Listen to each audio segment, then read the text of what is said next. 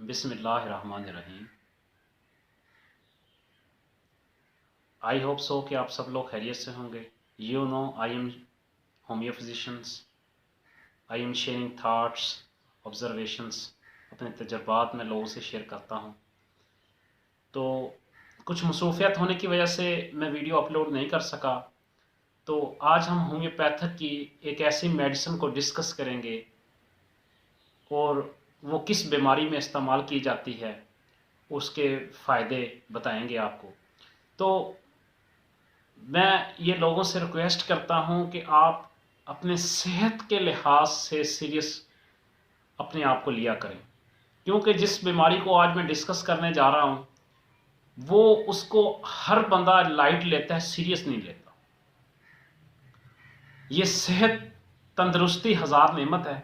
कोशिश किया करें, इस सेहत पे कंप्रोमाइज़ ना किया करें। खुदारा अपनी सेहत से कीमती चीज़ दुनिया में कोई नहीं है। और कोशिश किया करें कि अगर आप लोग इस सेहत के लिहाज से अगर आप कंप्रोमाइज़ करेंगे तो ये अच्छी बात नहीं है। ये इंसान की सेहत जो होती है वो तंदुरुस्ती हज़ार नेमत, जब पहले भी मैं रिक्वेस्ट कर चुका हूँ कि कोशिश किया करें अपने सेहत पे कंप्रोमाइज़ ना करें। तो मैं अपनी टॉपिक की तरफ आता हूँ। आज हम हाई ब्लड प्रेशर को डिस्कस करेंगे। High blood pressure silent killer, खामोश कातिल भी कहा जाए तो ये बेजाना होगा। इस तेज रफ्तार जिंदगी में बहुत सारे प्रॉब्लम जो इन्वॉल्व हुए, तो यहाँ हाई ब्लड प्रेशर भी अरूज पे है। हर दूसरे से हर तीसरा फर्द हाई ब्लड प्रेशर का मरीज है। अगर आप एक घर में रहते हैं तो आप सबका चेकअप करवाएं, आपको पता चलेगा आपके घर में कितने लोग हाई ब्लड प्रेशर के पेशेंट हैं। हाई ब्लड प्रेशर की कोई अलामात नहीं होती। हाई ब्लड प्रेशर को साइलेंट किलर इसलिए कहा जाता है कि कोशिश किया करें कि ब्लड प्रेशर की दवाई अपने साथ रखा करें। इस पे कॉम्प्रोमाइज़ ना करें, कल ले लेंगे, आज ले लेंगे, मैं अभी किसी जर्नी पे जा रहा हूँ तो वापस आके लेंगे, इसको साथ रखा करें, क्योंकि ये बहुत ख़तरनाक मर्ज़ है। तो हाई ब्लड प्रेशर की मैं कुछ जो तजर्बात है वो मैं आपसे आज शेयर करूँगा कि जब आप अपना ब्लड प्रेशर चेक करवाते हैं तो अगर आपका ब्लड प्रेशर 140 तक भी आता है तो इसको नॉर्मल समझा जाता है। वैसे 120 है, एज के हिसाब से 120 180 है। तो लेकिन कुछ लोग ऐसे होते हैं कि अगर 80 से नीचे वाला जो ब्लड प्रेशर है वो 80 से 90 तक भी आ जाए, 85 तक भी आ जाए तो कोई ऐसा प्रॉब्लम नहीं है। और ऊपर से अगर 120 से 30 40 से जब ऊपर जाता है तो वो हाई ब्लड प्रेशर के ज़िम्मे में आता है। तो ये जो हाई ब्लड प्रेशर का इशू है, इसको हमेशा आप कोशिश किया करें कि जितना हो सके मेडिसिन साथ रखें। और हाई ब्लड प्रेशर जब बढ़ता है, हाई ब्लड प्रेशर है क्या? सिर्फ ये इंसान का खून का प्रेशर होता है। जब ये खून आपका लिक्विड हो जाता है, बहुत ज़्यादा पतला हो जाता है, तो ये इसकी जो रफ्तार होती है आपके वेन में आपकी, ये बढ़ने लगती है, ये स्पीड होती है इसकी, बहुत ज़्यादा स्पीड से ये बढ़ती है। तो फिर ब्लड प्रेशर का इशू जो बंदा फील करता है उसको गुस्सा बहुत आता है। तो गुस्से से मुझे एक बात याद आई कि खुदारा मैं आप लोगों से ये अपील करता हूँ कि अगर आपको हाई ब्लड प्रेशर का इशू है तो आप खुश रहा करें, आप रिलैक्स रहा करें। जब आप टेंशन लोगे आपको गुस्सा आएगा, ठीक है, आपके इधर जब जो अब आप जब फील करेंगे कि यहाँ पे दर्द स्टार्ट हो गया तो आपको ब्लड प्रेशर बढ़ना नहीं। तो कोशिश किया करें आप खुश रहा करें। हुजूर पाक सल्लल्लाहु अलैहि वसल्लम ने क्या हमारा इस्लाम, क्या हमारा खूबसूरत इस्लाम है कि यकीन जाने, ये मैं अपने आज तजर्बात आपसे शेयर कर रहा हूँ कि जिस अफराद का ब्लड प्रेशर बढ़ता है वो गुस्सा ना करे। और उसके तमाम फैमिली से के मेंबरों से भी मैं रिक्वेस्ट करता हूँ, जहाँ अगर वो जिन लोगों से उसका वास्ता है, कि कोशिश किया करें कि उसको खुश रखें। जब आप उसको खुश रखेंगे, उसको गुस्सा नहीं आएगा, तो उसको ब्लड प्रेशर कभी भी नहीं बढ़ेगा। और ये उन तमाम फैमिलीज़ पे डिपेंड करता है कि जिस फैमिली से वो बिलोंग करता है, क्या उसका केयर की जाती है। अगर इसमें उसकी पेशेंट के हिसाब के साथ उसके घर वालों की बहुत ज़्यादा जो ना वो उसमें इन्वॉल्व होते हैं कि उसको रिलैक्स रखें, उसको टेंशन ना दें। अच्छा, खुदा ना खास्ता अगर ब्लड प्रेशर बढ़ जाता है तो आप क्या करें? आप एक ऐसी जगह पे हैं जहां मेडिसिन नहीं मिल सकती, आपको फौरी तौर पे कोई हॉस्पिटल नज़दीक नहीं है या कोई डॉक्टर मौजूद नहीं है, आपके पास कुछ कन्वेंस नहीं है, आप किसी ऐसे विल्जर एरिया से बिलोंग करते हैं जहां पे आपकी जो ना आप वहां पे उसको लेके नहीं जा सकते, आपके पास कोई ऐसी कन्वेंस की फैसिलिटीज़ अवेलेबल नहीं है, कुछ ऐसे सोर्स अवेलेबल नहीं है, आपके पास कोई डॉक्टर मौजूद नहीं है, तो आप क्या करें? ये मैं आज अपना तजर्बा आपसे शेयर करूंगा और अपना एक्सपीरियंस शेयर करूंगा। इस बात को जितना हो सके आप फैलाएं, क्योंकि एक सदका जारिया है। जब तक आप इस चीज़ को फैलाते रहेंगे, आपको सवाब मिलता रहेगा। अच्छा, अगर आप का ब्लड प्रेशर बढ़ जाता है तो यकीन करें कि औज़ बिल्लाहि मिनश शैतानिर रजीम आप ये पढ़ें और आप वज़ू करें। जब आप वज़ू करना स्टार्ट कर लेंगे, हमारा इस्लाम इतना खूबसूरत है कि आप सोच भी नहीं सकते। जब आप वज़ू करेंगे, आप अल्लाह ताला को याद करेंगे, 2 नफल पढ़ेंगे, सजदे में जाएंगे। ये क्या खूबसूरत इस्लाम है हमारा कि आपका ब्लड प्रेशर नॉर्मल हो जाएगा, आपका गुस्सा भी डाउन हो जाएगा, आपका ब्लड प्रेशर भी नॉर्मल हो जाएगा। ठीक है, जब आप सजदे में जाएंगे, ठीक है, अल्लाह ताला से रो कर दुआ करें कि अल्लाह ताला मुझे सेहत अता फरमा। अल्लाह अपनी मौत को याद करें, अपने गुनाहों को याद करें, अपने गुनाहों की माफ़ी मांगें। तो यकीन जाने जब आपकी आंखों से आंसू आएंगे, जब आप रोब के लिए दुआ मांगोगे तो आपकी आंखों से आंसू आएंगे, तो यकीन करें बहुत सारे ऐसे लोगों से मेरा तल्लक है और बहुत सारे ऐसे लोग ये बखूबी जानते होंगे कि आंसुओं का जो आपके आंखों से आंसू निकलेंगे वो हमेशा नमकीन होते हैं। तो यहाँ पे आपका ब्लड प्रेशर जो है वो लो हो जाएगा, क्योंकि जब नमकियात की कमी हो गई, नमकीन वैसे भी आप बहुत सारे लोग जानते हैं, ये बात बहुत पढ़ी लिखी है कि नमक खाने से ब्लड प्रेशर बढ़ जाता है। तो आप लोगों को जब नमक खाने से आपका ब्लड प्रेशर बढ़ता है, तो आपके जब आंसू निकलेंगे तो नमकियात खारिज होंगे, तो आपका ब्लड प्रेशर डाउन हो जाएगा। तो ये नमक से मुझे बात याद आई है कि आप कोशिश किया करें, हाई ब्लड प्रेशर वाले लोग जो होते हैं जिस हद तक हो सके कम नमक खाएं। जहां आप अपने घर में कुछ फैमिलीज ऐसी हैं, कुछ तेज़ नमक खाती है, कुछ कम खाती है, अगर आप 2 चम्मच या 1 चम्मच डालते हैं तो वहां पे आप हाफ चम्मच कर दें। अगर आप 2 चम्मच यूज़ करते हैं तो आप सालन में 1 चम्मच यूज़ करें। उससे ये फ़ायदा होगा, आपका तो फ़ायदा है ही है, आपकी जो जितनी भी तमाम फैमिली के मेंबर हैं उनका भी ये फ़ायदा होगा। क्योंकि नमक कम खाने से, नमक ज़्यादा खाने से बहुत सारे मसाइल पैदा होते हैं। बिल्कुल भी कम नहीं करना, आप हल्का नमक इस्तेमाल करें। यकीन जाने आप हाई ब्लड प्रेशर की मुहलक बीमारी से बच जाओगे। वरना आपने देखा होगा और वो खूबी वो लोग जानते होंगे कि अगर आप एक गोली अपनी ज़बान पे एलोपैथ रखते हैं तो वो आपका ब्लड प्रेशर डाउन नहीं करती, फिर आपको दूसरी गोली खानी पड़ती, फिर तीसरी गोली खानी पड़ती, फिर भी आपका ब्लड प्रेशर डाउन नहीं होता। तो कोशिश करें अपने नमक को, अपनी जो देखो, नमक के बगैर खाना खाया ही नहीं जा सकता। अगर आप इसको बिल्कुल बंद करेंगे तो ये भी एक नामुमकिन बात है। और जो अगर आप कहेंगे कि हम घर में एक अलहदा मकसद पे सालन बनाते हैं, तो वो भी आप ज़्यादा देर नहीं कर सकेंगे। 10 दिन 20 दिन के बाद फिर आप रूटीन में आ जाएंगे।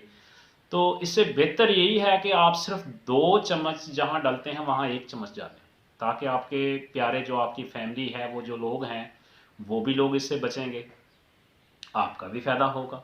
ठीक है, तो यही चीज़ें होती हैं। अगर आप फिर उसके बाद नमक के साथ साथ एक हमारे पाकिस्तान में बहुत ही गलत रवाज, बहुत ही गलत रवाज जो पॉपुलर हो चुका है कि आपके खाने पे हमेशा नमक सेपरेट डालने का, वो कहते हैं जी नमक कम है उसमें और डालो। हाई ब्लड प्रेशर वालों को ये मैं आज रिकमेंडेड करता हूं कि कभी भी कच्चा नमक मत इस्तेमाल करें। बहुत सारे लोग हैं अमरूद वगैरह, मौसमी, माल्टे के साथ खाते हैं, ठीक है, फ्रूटर के साथ खाते हैं, इसी तरीके के साथ जो है ना वो लोग ये नमक का ज़्यादा इस्तेमाल करते हैं। तो कच्चा नमक हाई ब्लड प्रेशर लोग तो बिल्कुल इस्तेमाल ना करें। दूसरी बात ये है कि वो लोग जो ये कच्चा नमक इस्तेमाल करते हैं उनको फ्यूचर में जाकर प्रॉब्लम फेस करना पड़ेगी हाई ब्लड प्रेशर की। और हाई ब्लड प्रेशर को साइलेंट किलर इसलिए कहा जाता है कि जब ये बढ़ता है तो फिर कंट्रोल नहीं होता, कंट्रोल नहीं होता। तो कोशिश किया करें, गुस्सा ना किया करें।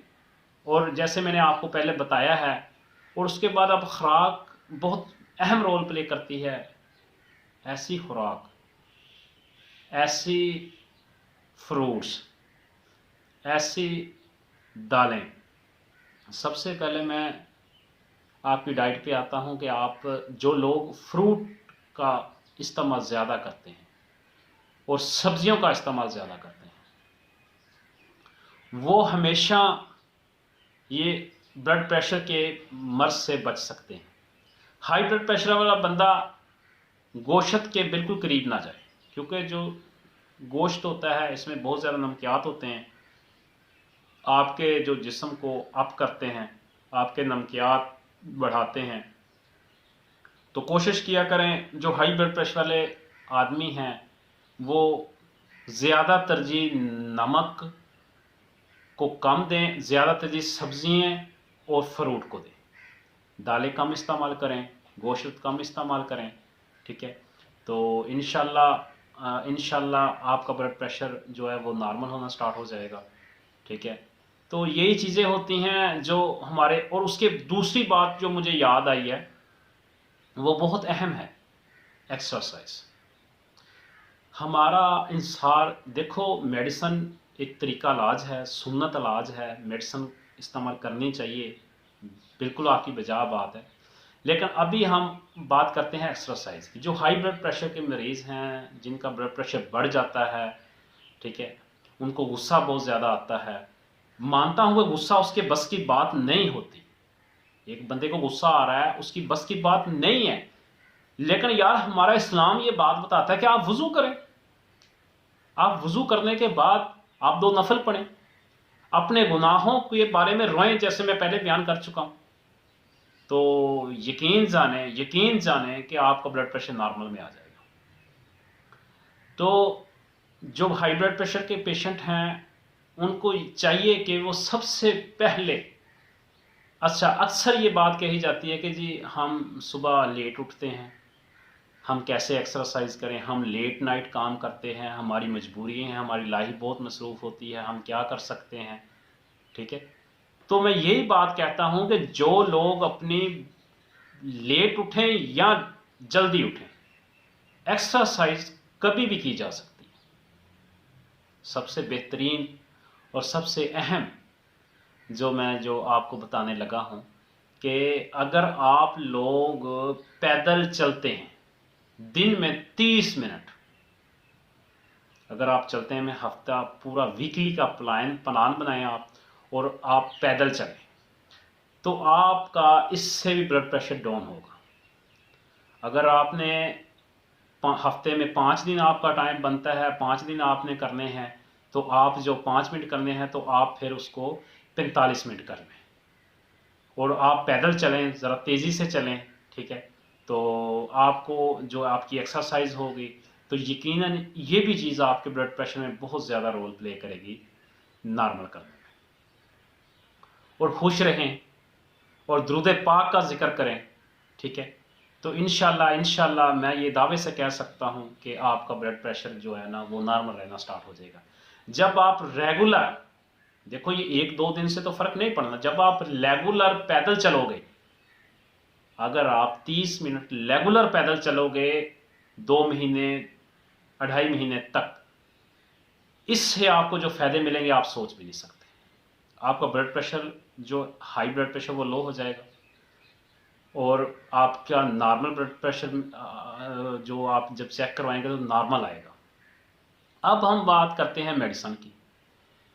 होम्योपैथ की बहुत सारी ऐसी मेडिसिन है जो हाई ब्लड प्रेशर में इस्तेमाल होती हैं, लेकिन जो मैंने ज़्यादा अपनी प्रैक्टिस में जिनको यूज़ करवाता हूँ, या जो ऐसे पेशेंट है जिनका सालों साल से जो ब्लड प्रेशर डाउन नहीं होता, बहुत सारे लोग वो बखूबी जानते होंगे जो एक गोली ज़ुबान पे एलोपैथी रखते हैं, फिर दूसरी रखते हैं, फिर भी उनका ब्लड प्रेशर लो नहीं होता।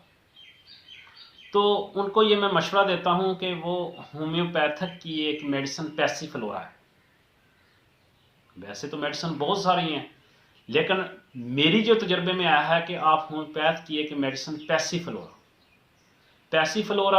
जैसे कि आप देख चुके होंगे कि पैसिफ्लोरा आप जो इस मेडिसिन को अगर आप इस्तेमाल करें तो इसको मदर टेंचर क्यू में, ये देखें, ये मदर टेंचर क्यू में आपने लेनी है पैसिफ्लोरा।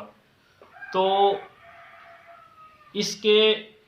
इसको दिन में 3 बार यूज़ करना है सम वाटर में। तो 20 ड्रॉप्स आपने डालने हैं। जब आपने रात को सोना है तो आप 60 ड्रॉप भी डाल सकते हैं। 60 से 70 ड्रॉप अगर डाल के आप रात को इसको पानी में सोएं, पानी में इसको मिक्स करके पी कर सो जाएं, तो कुछ ही दिनों में आपका ब्लड प्रेशर जो है ना वो नॉर्मल होना स्टार्ट हो जाएगा।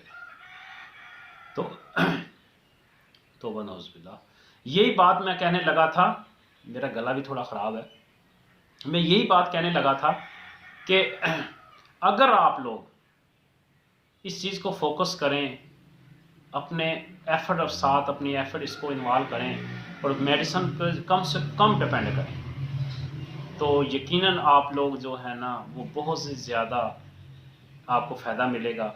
और एक गोली है जो होम्योपैथ की जो मैं अपनी प्रैक्टिस में चलाता हूँ, उसको ये मेडिसिन है, ठीक है, बीपी नॉर्मल ब्रुक्स की, ठीक है, तो इसको आप इस्तेमाल करें। तो इसमें 30 टैबलेट होती हैं, ठीक है, इसका बहुत अच्छा रिज़ल्ट है। आप ये 2 गोली सुबह, 2 दोपहर, 2 शाम ले सकते हैं। इससे भी आपका ब्लड प्रेशर कई हद तक आपका एलोपैथी से बेहतर होगा। तो कोशिश करें, इंशाल्लाह आप जिस हद तक हो सके इसको इस्तेमाल करें, जिस हद तक हो सके इसको इस्तेमाल करें। तो इंशाल्लाह यही चीज़ मैं आपसे आज शेयर मैंने करनी थी। और ये पैसिफ्लोरा सम वाटर में जब आप लोगे तो आपका 15-20 दिन में आपको पता चल जाएगा कि आपका नींद का इशू जो होगा, आपको नींद नहीं आएगी, इसके साथ आपको नींद भी आना शुरू हो जाएगी। पैसिफ्लोरा मिर्गी पे भी आती है, बहुत सारे इशू में आती है, लेकिन ये है कि अगर आप लोग इसको हाई ब्लड प्रेशर के लिए इस्तेमाल करें तो भी आपको 100% रिजल्ट मिलेंगे। तो यही जो एक्सपीरियंस था मैंने आपसे शेयर करना था। तो मैं ये आपसे रिक्वेस्ट करता हूँ, मैं ये आपसे दरख्वास्त करता हूँ, जिस हद तक हो सके इसको कम से कम इस्तेमाल करें, ठीक है। तो बस कुछ हमारे मुआशरे में ये चीज़ें समझाने वाला, ये बताने वाला कोई नहीं होता। हम ज़्यादा फोकस मेडिसिन पे करते हैं, हम ज़्यादा फोकस जो है वो अपनी दवाई पे करते हैं। ये एक सुन्नत इलाज है, तरीका करना चाहिए, लेकिन आप अपनी एक्सरसाइज को, आप अपने वर्जिश को फॉलो करें। आप कोशिश करें, आप ज़्यादा वर्जिश नहीं कर सकते, पैदल तो चल सकते हैं, आप पैदल चलें, ठीक है। सुबह रोज़ आपकी रूटीन हो कि 30-35 मिनट आप रोज़ाना पैदल चलें, तो यकीनन आपका ब्लड प्रेशर लो होना स्टार्ट हो जाएगा, आपको किसी मेडिसिन की भी ज़रूरत नहीं पड़ेगी। और यही बात है कि अगर आपने मेडिसिन लेनी है तो ये जो मैंने आपको रिकमेंडेड की हैं ये मेडिसिन लें आप कुछ अर्सा, तो इंशाल्लाह आपका ब्लड प्रेशर जो है हाई से नॉर्मल होना स्टार्ट हो जाएगा, ठीक है। तो मैं ये आप लोगों से रिक्वेस्ट करता हूँ कि हमेशा एक अच्छी बात करने लगा हूँ, हमेशा हम मुसलमान हैं, हमेशा आप किसी के लिए आसानी पैदा करें, अल्लाह हमेशा आपके लिए आसानी पैदा करेगा। जब आप किसी के बारे में आसानी पैदा करें, जब आप अपना इल्म लोगों के साथ शेयर करेंगे, जब अपने तजर्बात आप किसी के साथ शेयर करेंगे, किसी का फ़ायदा होगा, तो मैं ये दावे से कह सकता हूँ कि अल्लाह ताला आपका फ़ायदा करेगा। हमेशा आप मिलजुल कर रहें, हमेशा लोगों के काम आएँ, हमेशा कुछ आपको अल्लाह ताला ने दिया है तो लाजमी नहीं कि आपको पैसा ही आपने देना है तो ही किसी की हेल्प होगी। बहुत मुख्तलिफ तरीक़ों से आप हेल्प कर सकते हैं लोगों की।